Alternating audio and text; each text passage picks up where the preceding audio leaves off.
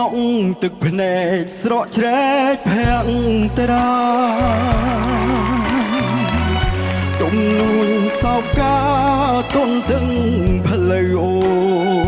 នច័ន្ទចសនលំរីត្រីស្ងាត់សូ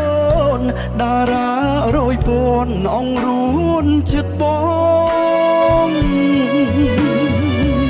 ដំណងទឹកភ្នែកស្រែកប្រាប់វមិត្ត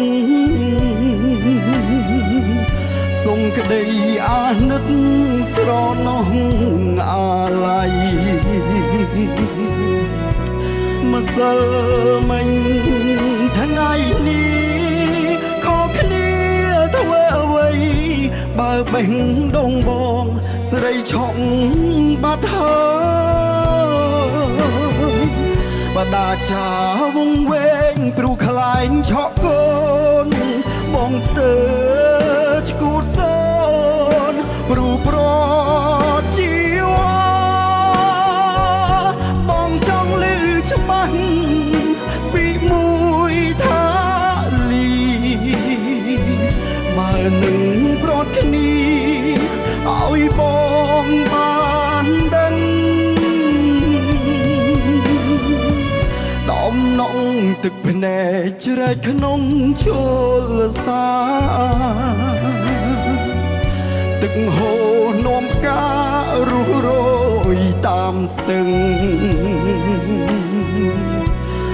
បើមិនវល់វិញសូមតែ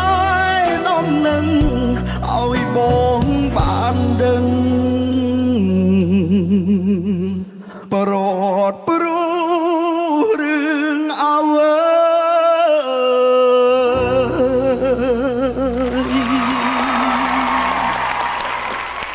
អរគុណបុត្រខាងសម្រាប់ការបង្ហាញសមត្ថភាពសម្រាប់បង Yes អរគុណច្រើនបងអរគុណច្រើន